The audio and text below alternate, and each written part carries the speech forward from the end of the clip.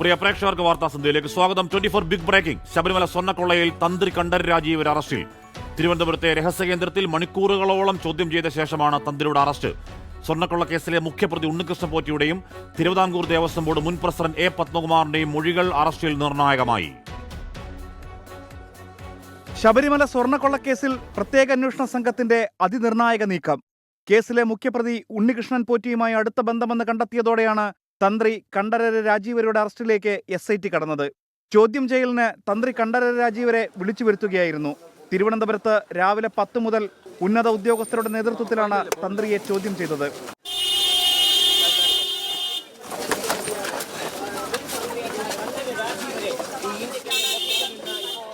തന്ത്രി കസ്റ്റഡിയിലെന്ന വാർത്ത 24 ആണ് ആദ്യം പുറത്തുവിട്ടത്.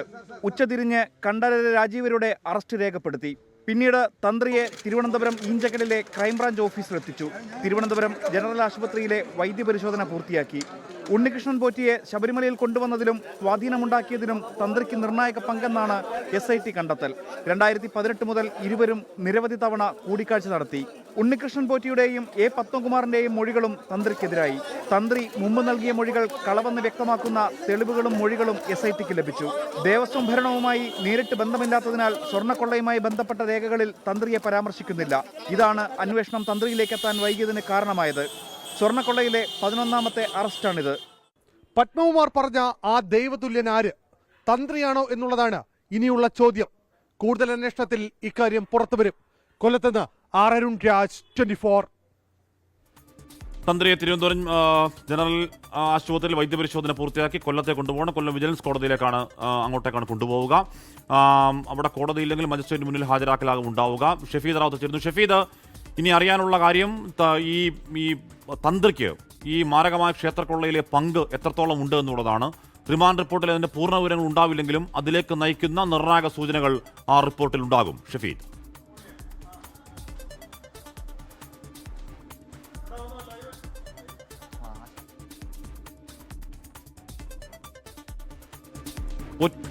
പോറ്റിയുമായി വളരെ അടുത്ത ബന്ധം തന്ത്രിക്കുണ്ട് എന്നുള്ളതാണ് SITയുടെ കണ്ടെത്തൽ.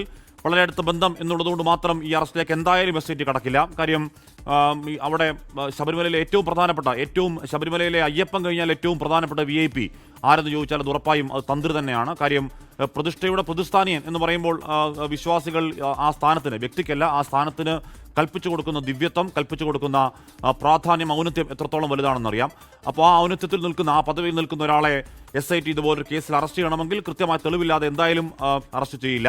അപ്പോഴും ഇന്നലെ പത്മകുമാറിന്റെ ജാമ്യാപേക്ഷ എതിർത്ത് കൊടുത്ത റിപ്പോർട്ടിൽ ഇത്തരത്തിൽ തന്ത്രിയോട് ആരും അഭിപ്രായം ചോദിച്ചിട്ടില്ല. ഇത്തരത്തിലുള്ള അനുജ്ഞകളൊന്നും അനുജ്ഞ എന്ന് പറയുമ്പോൾ അനുവാദം അല്ലെങ്കിൽ അങ്ങനെ ഒരു സാധനമേ ഉണ്ടായിട്ടില്ല ഇക്കാര്യത്തിൽ എന്നുള്ളതാണ് SIT കോടതിയിൽ പറഞ്ഞത്. അപ്പോൾ ഈ പറയുന്ന സാങ്കേതികത്തിനപ്പുറം ഏത് ലെവലിലാണ് തന്ത്രിക്ക് ഈ കൊള്ളയിൽ പങ്ക് എന്ന കാര്യമൊക്കെ നമുക്കിനി വ്യക്തമാകേണ്ടതുണ്ട്. അത് പറയേണ്ടത് SIT ആണ്. അതൊരു പക്ഷേ റിമാൻഡ് റിപ്പോർട്ട് വഴി SIT നേർക്കുന്ന വിവരങ്ങളൊന്നും പറയാറില്ല. മാത്രമല്ല അങ്ങനെ പറയരുത് എന്ന് കൃത്യമായി കോടതിയുടെ നിബന്ധനയുണ്ട്. റിമാൻഡ് റിപ്പോർട്ടും അല്ലെങ്കിൽ പേപ്പറുകൾ മുഖാന്തരമാണ് മാധ്യമങ്ങൾക്ക് അത്തരം വിവരങ്ങൾ കിട്ടുക. അല്പസമയത്തിനകം ആ റിമാൻഡ് റിപ്പോർട്ടിൽ അതിലേക്ക് വെളിച്ചം വീശുന്ന കൃത്യമായ ചില സൂചനകൾ ഉണ്ടാകുമെന്ന് തന്നെ കരുതാം. ഷഫീദ് റാവുത്ത് ചെയ്യുന്നു. ഷഫീദ്, കൊല്ലത്തേക്ക് എപ്പോഴെത്തും എന്നാണ് മനസ്സിലാക്കേണ്ടത്? റിമാൻഡ് റിപ്പോർട്ടിന്റെ വിവരങ്ങൾ നമുക്ക് പ്രേക്ഷകർക്ക് എപ്പോൾ നൽകാൻ കഴിയും? ഷഫീദ്. ഹഷ്മി, കൊല്ലം വിജിലൻസ് കോടതിയിൽ ഹാജരാക്കി കഴിഞ്ഞാൽ റിമാൻഡ് റിപ്പോർട്ടിന്റെ പകർപ്പ് ഉൾപ്പെടെയുള്ള കൂടുതൽ വിവരങ്ങൾ പുറത്തേക്ക് വരും. മാത്രമല്ല അക്കാര്യത്തിലാകും എന്താണ് തന്ത്രിക്ക് ശബരിമല സ്വർണ്ണക്കൊള്ളയുമായി ബന്ധപ്പെട്ടുണ്ടായ ബന്ധം. അത് കേവലം കോൺസ്പിറസി മാത്രമാണോ, അതല്ലെങ്കിൽ അതിനൊക്കെ അപ്പുറത്തേക്ക് ഇതിന്റെ പ്രധാനി, സ്വർണ്ണക്കൊള്ളയുടെ ഗൂഢാലോചനയിൽ പ്രധാനപ്പെട്ട ആൾ എന്ന രീതിയിൽ തന്ത്രി മാറുന്നുണ്ടെന്നൊക്കെയുള്ള കാര്യങ്ങളിൽ അപ്പോഴായിരിക്കും നമുക്ക് വിവരങ്ങൾ അറിയാൻ കഴിയുക. ഇതുവരെ നമ്മുടെ ഈ സ്വർണ്ണക്കൊള്ളയുമായി ബന്ധപ്പെട്ട കേസന്വേഷണത്തിന്റെ ഒരു സ്വഭാവം വെച്ചുകൊണ്ട് ഇതുവരെയുള്ള നീക്കത്തിൽ സാധാരണഗതിയിൽ കോടതിയിൽ കൊടുക്കുന്ന റിമാൻഡ് റിപ്പോർട്ടിൽ വളരെ പരിമിതമായിട്ടുള്ള വിവരങ്ങൾ മാത്രമാണ് നൽകുക. അതിനൊക്കെ അപ്പുറമുള്ള വിവരങ്ങൾ അത് SIT അറിയിക്കുക ഹൈക്കോടതിയെ രഹസ്യ റിപ്പോർട്ടായിട്ടാണ്. ആ റിപ്പോർട്ട് ഇതുവരെയും ഒരു റിപ്പോർട്ട് പോലും, അതിൻ്റെ പകർപ്പിൻ്റെ ഒരു തുണ്ട് പോലും നമ്മൾ ഇതുവരെയും പുറത്ത് കണ്ടിട്ടില്ല. കോടതി ആ റിപ്പോർട്ട് മനസ്സിലാക്കിയ ശേഷമുള്ള കോടതിയുടെ ഉത്തരവുകൾ മാത്രമാണ് ഇതുവരെയും പുറത്തേക്ക് വന്നിട്ടുള്ളത്. അതുകൊണ്ട് തന്നെ ഈ സ്വർണ്ണക്കൊള്ളയുമായി ബന്ധപ്പെട്ട കോടതി അന്വേഷണ പുരോഗതിയിൽ തൃപ്തിയടക്കം വ്യക്തമാക്കുമ്പോൾ എന്തൊക്കെ കാര്യങ്ങൾ SIT ഇതുവരെ കണ്ടെത്തി, എന്തൊക്കെ കണ്ടെത്തലിൻ്റെ അടിസ്ഥാനത്തിലാണ് ഇപ്പോഴുള്ള അറസ്റ്റ് എന്നൊക്കെയുള്ള കാര്യങ്ങൾ നമുക്ക് അപ്പോൾ മാത്രമേ മനസ്സിലാക്കാൻ കഴിയുകയുള്ളൂ. പക്ഷേ SIT പങ്കുവയ്ക്കുന്ന പ്രാഥമിക വിവരമനുസരിച്ച് സ്വർണ്ണക്കൊള്ളയെക്കുറിച്ച് തന്ത്രിക്ക് കൃത്യമായ അറിവ് അറിവുണ്ടായിരുന്നു, കൃത്യമായ ധാരണയുണ്ടായിരുന്നു. ഉണ്ണികൃഷ്ണൻ പോറ്റി ഇതൊക്കെ നടത്താൻ പോകുന്നുവെന്ന് കൃത്യമായ വിവരം അത് തന്ത്രിക്കുണ്ടായിരുന്നു. അക്കാര്യത്തിലെ മൗനാനുവാദം അദ്ദേഹത്തിനുണ്ടായിരുന്നു. അദ്ദേഹത്തിന്റെ സംസ്ഥാനത്തിന് പുറത്തേക്കുള്ള യാത്രയിലടക്കം കാര്യമായിട്ടുള്ള സംശയങ്ങളുണ്ട്. ചെന്നൈയിലും ബാംഗ്ലൂരും നടത്തിയ യാത്രകളിൽ സംശയമുണ്ട്, മൊഴികളുണ്ട്, തെളിവുകളുണ്ട്, ജീവനക്കാരുടെ അടക്കം മൊഴികൾ ഇക്കാര്യത്തിലുണ്ട്. ഉണ്ണികൃഷ്ണൻ പോറ്റിയെ ശബരിമലയിൽ സർവ്വസ്വാധീനമുള്ളയാളാക്കി മാറ്റിയത് തന്ത്രി കണ്ഠരര് രാജീവരാണെന്നൊക്കെയുള്ള കണ്ടെത്തൽ ഇപ്പോൾ SIT നടത്തുന്നുണ്ട്. അതിന്റെ തെളിവടക്കം ശേഖരിച്ച ശേഷമാണ് അന്വേഷണ സംഘം അറസ്റ്റിലേക്ക് കടന്നിട്ടുള്ളത്. ഏതായാലും വളരെ ചെറിയ മിനിറ്റുകളുടെ ആകാംക്ഷ മാത്രമാണ് എന്താണ് അന്വേഷണ സംഘം ആ റിമാൻഡ് റിപ്പോർട്ടിൽ ഉൾപ്പെടുത്തിയത് എന്നുള്ള കാര്യം അറിയാൻ എന്നത് മാത്രമാണ് നമുക്ക് മനസ്സിലാക്കാൻ കഴിയുന്ന വിവരം. ഹഷ്മി, ഷഫീദ്, ഈ മറ്റേ വാജിവാഹനത്തിന്റെ കാര്യം മാത്രമല്ല, വാജിവാഹനം ഇപ്പോഴും ഒരു ദുരൂഹമായി തന്ത്രിയുടെ പക്കലെത്തിയത്, അതിനെപ്പറ്റി മിണ്ടാതിരിക്കൽ, പിന്നെ പ്രശ്നമാകുമ്പോൾ എൻ്റെ കയ്യിലുണ്ട് എന്ന് പിന്നെ പറയൽ, വാജിവാഹനം അത് വേറെ എപ്പിസോഡാണ്. ഇവിടെ ശബരിമല സ്വർണ്ണക്കൊള്ള പുറത്തു വന്നത് മുതൽ സംശയനിഴലിലുണ്ടായിരുന്ന പേരുകളിൽ ഒന്നാണ് ഈ കണ്ഠരര് രാജീവരുടെ പേര്. ആദ്യം മുതൽ തന്നെ ഏറിൽ കേൾക്കുന്ന പേരാണ്. മാത്രമല്ല പത്മകുമാർ ആദ്യം മുതൽ തന്നെ ദൈവതുല്യർ എന്ന് പുറത്ത് മാധ്യമങ്ങളോട് പറഞ്ഞ പത്മകുമാർ ഈ മൊഴിയിൽ, തന്ത്രിക്കെതിരായ മൊഴിയിൽ കട്ടക്കുറച്ചു നിൽക്കുന്നു എന്നാണ് അറിയാനും കഴിഞ്ഞത്. പത്മകുമാറിന്റെ മൊഴി ഈ അറസ്റ്റിൽ നിർണായകമായ ഒരു ഘടകമായിട്ടുണ്ടോ ഷഫീദ്?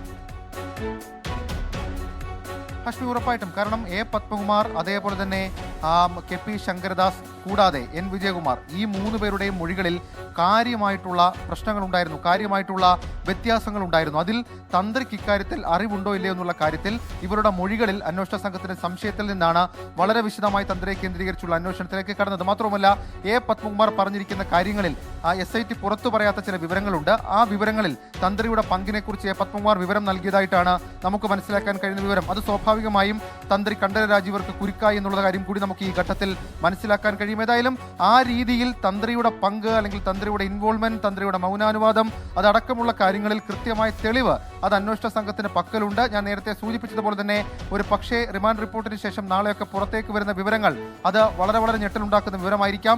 മാത്രവുമല്ല ശബരിമലയുമായി ബന്ധപ്പെട്ട് ഗോവർദ്ധൻ അടക്കം ശബരിമലയിൽ എത്തിയിട്ടുണ്ട്.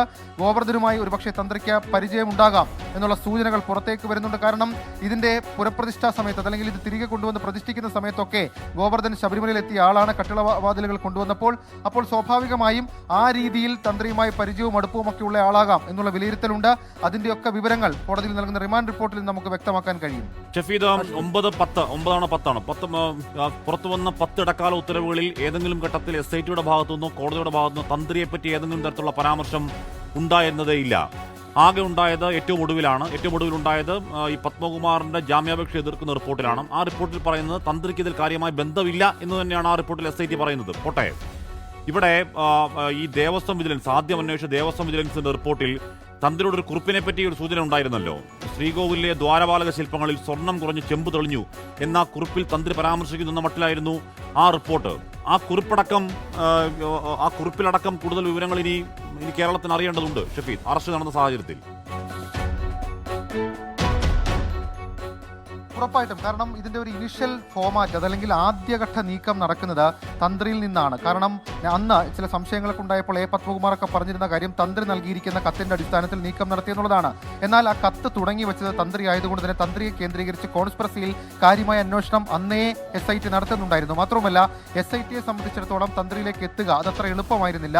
കൂടാതെ എല്ലാ ഉദ്യോഗസ്ഥരിൽ നിന്നും, പ്രതിപട്ടികയിൽ ചേർത്തിരിക്കുന്ന എല്ലാ ഉദ്യോഗസ്ഥരിൽ നിന്നും വിവരം ശേഖരിക്കണം. നിർണായകമായിട്ടുള്ള ഒരു ചോദ്യം ചെയ്യൽ അത് ഇന്നും ഇന്നലെയുമായി ഈഞ്ചക്കൽ ക്രൈംബ്രാഞ്ച് ഓഫീസിൽ നടന്നു. അത് ദേവസ്വം സെക്രട്ടറി ആയിരുന്ന ജയശ്രീയുടെ ചോദ്യം ചെയ്യലായിരുന്നു. മുൻകൂർ ജാമ്യം നേടിയ ജയശ്രീ കോടതി നിർദ്ദേശപ്രകാരം അന്വേഷണ സംഘത്തിന് മുൻപിൽ ഹാജരായി അവരെയും ചോദ്യം ചെയ്തു. അങ്ങനെ ഈ കേസിൽ നിലവിൽ പ്രതി ചേർക്കപ്പെട്ടിട്ടുള്ള മുഴുവൻ ആളുകളെയും 1, 2, 3 തവണയൊക്കെ ചോദ്യം ചെയ്ത് അതിൽ തന്ത്രിയുടെ പങ്കടക്കം ഉറപ്പിച്ച ശേഷമാണ് അന്വേഷണ സംഘം ഇങ്ങനെ ഒരു നീക്കത്തിലേക്ക് കടന്നിട്ടുള്ളത്. അതിൽ തന്നെ ആ കത്ത് വളരെ പ്രധാനപ്പെട്ടതാണ്. അതിനുശേഷം ഇത് പോയത്, അതായത് സാധാരണഗതിയിൽ ശബരിമല സന്നിധാന പരിധിയിൽ നിന്നും ഒരു സാധനം പുറത്തേക്ക് പോകുമ്പോൾ അത് വിശ്വാസ ലംഘനമുണ്ടോ, ആചാര ലംഘനമുണ്ടോ, പ്രതിഷ്ഠാ ലംഘനമുണ്ടോ എന്നൊക്കെയുള്ള കാര്യങ്ങൾ പരിശോധിക്കേണ്ടതും സ്ഥിരീകരിക്കേണ്ടതും അത് ആക്ട് ചെയ്യേണ്ടതും തന്ത്രിയാണ്. ആ തന്ത്രി തന്നെ അക്കാര്യത്തിൽ മൗനം നടിച്ചുവെന്നാൽ അതിൽ കോൺസ്പിറസിയിലടക്കം തന്ത്രിക്ക് പങ്കുണ്ട് എന്നുള്ളതിന് ഡയറക്റ്റ് തെളിവായി SIT ഇപ്പോൾ വിലയിരുത്തുന്നുണ്ട്. ആ വിലയിരുത്തലിന്റെ അടിസ്ഥാനത്തിലാണ് അറസ്റ്റ്. അതിനൊക്കെ അപ്പുറത്തേക്ക് ഇനിയും ചില വിവരങ്ങൾ കൂടി പുറത്തേക്ക് വരും. അതൊരു പക്ഷേ കേരളത്തെ തന്നെ ഞെട്ടിക്കുന്ന ചില വിവരങ്ങളായിരിക്കാം പുറത്തേക്ക് വരിക. ഹഷ്മി, ഷഫീദ്, സ്വർണ്ണപ്പാളികൾ പുറത്തേക്ക് കൊണ്ടുപോയത് ഈ ദേവസ്വം ബോർഡിന്റെ തീരുമാനപ്രകാരമാണെന്നും ഈ സ്വർണ്ണപ്പാളികൾ പുതുക്കാൻ ആവശ്യപ്പെട്ടു, അപ്പോൾ ദേവദൂതൻ നോക്കി അനുവാദം നൽകുക മാത്രമാണ് എന്നാണ് കണ്ഠരര് രാജീവരും മോഹനും മൊഴി നൽകിയത്. അങ്ങനെ തന്നെയാണ് തന്ത്രി രാജീവര് പിന്നീട് മാധ്യമങ്ങളോട് സംസാരിച്ചതും. അങ്ങനെയല്ല എന്നാണോ SITയുടെ കണ്ടെത്തൽ ഷഫീദ്? ഇതിന്റെ ഒരു ടോട്ടാലിറ്റിയിൽ നമ്മൾ പരിശോധിക്കുകയാണെങ്കിൽ ഈ വിഷയത്തിൽ തന്ത്രിയുടെ അറസ്റ്റിലേക്ക് അന്വേഷണ സംഘം എത്തിയിരിക്കുന്നത് കേവലം ഏതെങ്കിലും ഒരു വിഷയത്തിന്റെ അടിസ്ഥാനപ്പെടുത്തി മാത്രമല്ല, പല വിഷയങ്ങൾ ഈ വിഷയത്തിലുണ്ട്. അതിൽ 2019 ദ്വാരപാലക ശില്പങ്ങളിലെ സ്വർണ്ണപ്പാളികളും അതേപോലെ കട്ടിളപ്പാളികളും എവിടേക്ക് കൊണ്ടുപോയി എന്നതിനപ്പുറത്തേക്ക് അതിന്റെ കോൺസ്പിറസി മേക്കിങ്ങിൽ അല്ലെങ്കിൽ ഗൂഢാലോചന നിർമ്മിതിയിൽ അദ്ദേഹത്തിനും പങ്കുണ്ട് എന്നുള്ളതാണ് SIT ഇപ്പോൾ ഉറപ്പിക്കുന്ന ഒന്നാമത്തെ കാര്യം. രണ്ടാമത്തേത് ഉണ്ണികൃഷ്ണൻ പോറ്റി വഴി പങ്കജ് ഭണ്ഡാരി അതേപോലെ തന്നെ ഗോവർദ്ധൻ എന്നിവരുമായി തന്ത്രിക്ക് അടുത്ത ബന്ധമുണ്ടായിരുന്നു എന്നുള്ള കണ്ടെത്തൽ. മൂന്നാമത്തേത് ഈ ആറന്മുള കേന്ദ്രീകരിച്ചൊരു ഗൂഢാലോചന നടന്നു എന്നുള്ള സംശയം SITക്കുണ്ട്. അതിനകത്താണ് A. പത്മകുമാർ അടക്കം കുടുങ്ങിപ്പോയത്. ആ ഗൂഢാലോചനയിൽ തന്ത്രിക്കും പങ്കുണ്ടോ എന്നുള്ള സംശയം ഉണ്ട്. അത് നേരത്തെ തന്നെ SIT വ്യക്തമാക്കുന്ന അല്ലെങ്കിൽ രഹസ്യ സ്വഭാവത്തിൽ വ്യക്തമാക്കിയിട്ടുള്ളൊരു കാര്യമാണ്. പക്ഷേ അത് ഉറപ്പിച്ചോ ഇല്ലയോ എന്നൊക്കെ നമുക്കറിയില്ല. അതിനപ്പുറത്തേക്ക് ചെന്നൈയിലും ബാംഗ്ലൂരിലും തന്ത്രിക്കുള്ള ബന്ധം അതും ഇതിന്റെ ഭാഗമാണ്. മാത്രവുമല്ല അതിലടക്കം ഞാൻ നേരത്തെ സൂചിപ്പിച്ചതുപോലെ തന്നെ സ്മാർട്ട് ക്രിയേഷൻസിൽ ആർക്കൊക്കെ പങ്കുണ്ട്, സ്മാർട്ട് ക്രിയേഷൻസ് ആരുടെ സ്ഥാപനമാണ്, സ്മാർട്ട് ക്രിയേഷൻസുമായി ബന്ധപ്പെട്ട കൂടുതൽ വരേണ്ടതുണ്ട്. തന്ത്രിക്ക് മേൽ ആരോപിക്കപ്പെടുന്ന കുറ്റങ്ങൾ എന്തൊക്കെയാണ് എന്ന് അറിയേണ്ടതുണ്ട്. ക്ഷേത്രക്കൊള്ളയിൽ തന്ത്രിക്ക് നേർക്കുനേർ ബന്ധമുണ്ടോ എന്നറിയേണ്ടതുണ്ട്. ഈ പറയുന്ന എന്താണ് ഈ അനുജ്ഞ അല്ലെങ്കിൽ തന്ത്രിയിൽ നിന്നും ഏതെങ്കിലും തരത്തിൽ ഒപ്പീനിയൻ തേടിയിട്ടില്ല എന്ന ഏറ്റവും ഒടുവിൽ SIT കോടതിയിൽ പറഞ്ഞതിന്റെ യാഥാർത്ഥ്യം എന്താണ് എന്നറിയേണ്ടതുണ്ട്. ഇനി അതിനൊക്കെ അപ്പുറം ഈ പറയുന്ന ഗോവർദ്ധൻ ഭണ്ഡാരി പോറ്റി ട്രയോ, ക്രിമിനൽ ട്രയോയിൽ ഈ തന്ത്രിക്ക് കൂടി ഏതെങ്കിലും തരത്തിൽ ബന്ധമുണ്ടോ, ചെന്നൈ ബന്ധങ്ങൾ എന്തൊക്കെയാണ് എന്ന കാര്യമൊക്കെ അറിയേണ്ടതുണ്ട്. കൂടുതൽ വിവരങ്ങൾ തന്ത്രിയുമായി ബന്ധപ്പെട്ട കേസിൽ അറിയാൻ എന്തായാലും കേരളത്തിന് താല്പര്യമുണ്ട്. നമ്മൾ ആ വാർത്തയിലേക്ക് തന്നെയാണ് ചെറിയ ഇടവേളയ്ക്ക് ശേഷം.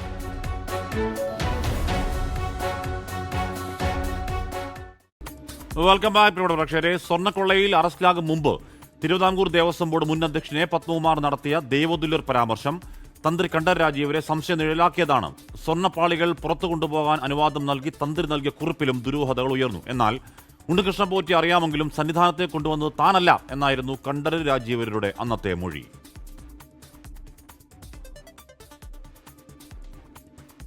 എൻ്റെ ഭരണകാലത്തെന്ന് പറഞ്ഞു കഴിഞ്ഞാൽ ഇപ്പോൾ നമ്മൾ ദൈവതുല്യം കാണുന്ന പലരും ഇതിനകത്തുണ്ടെങ്കിൽ ഞാൻ എന്ത് ചെയ്യാൻ പറ്റും? അറസ്റ്റിലാകുന്നതിന് കൃത്യം 1 മാസം മുൻപ് A. പത്മകുമാർ മാധ്യമങ്ങൾക്ക് മുന്നിൽ നടത്തിയ ഈ പ്രതികരണം വലിയ ചർച്ചയായി. ദൈവതുല്യർ ആരെന്ന ചോദ്യമുയർന്നു. തന്ത്രിയും സംശയനിഴലിൽ. പത്മകുമാർ പറഞ്ഞ ദൈവതുല്യർ ആരെന്ന് താൻ എങ്ങനെ അറിയാനെന്നായിരുന്നു തന്ത്രിയുടെ പ്രതികരണം. തന്ത്രിയിൽ നിന്ന് SIT മൊഴിയെടുത്തപ്പോൾ പോറ്റിയെ അറിയാമെന്ന് തന്നെയായിരുന്നു തന്ത്രിയുടെ മറുപടി. പൂജാരിയുടെ സഹായി എന്ന നിലയിലും വഴിപാടുകൾ നടത്തുന്ന ഭക്തനെന്ന നിലയിലും പരിചയമുണ്ടെന്നായിരുന്നു മൊഴി. എന്നാൽ മറ്റു മൊഴികളുമായി വൈരുദ്ധ്യമുണ്ടെന്ന് അന്വേഷണ സംഘം കണ്ടെത്തി. ദേവസ്വം വിജിലൻസിന്റെ റിപ്പോർട്ടിലെ തന്ത്രിയുടെ കുറിപ്പും സംശയം ബാക്കിയാക്കി. ദ്വാരപാലക ശില്പങ്ങളിൽ സ്വർണം കുറഞ്ഞ് ചെമ്പ് തെളിഞ്ഞെന്നായിരുന്നു കുറിപ്പ്. എന്നാൽ സ്വർണം പൊതിയുകയായിരുന്നുവെന്ന വസ്തുത കുറിപ്പിലുമുണ്ടായില്ലെന്ന് SIT അന്നേ വിലയിരുത്തി. ഉണ്ണികൃഷ്ണൻ പോറ്റിയുമായി ബന്ധമുള്ളവരുടെയും ദേവസ്വം ബോർഡ് മുൻ ഭാരവാഹികളുടെയും ദേവസ്വം ഉദ്യോഗസ്ഥരുടെയും അറസ്റ്റിനൊടുവിലാണ് തന്ത്രിയിലേക്ക് അന്വേഷണ സംഘം എത്തിയത്. അന്വേഷണ സംഘത്തിന് മേൽ സമ്മർദ്ദമില്ലെന്നാണ് സംസ്ഥാന പോലീസ് മേധാവിയുടെ പ്രതികരണം.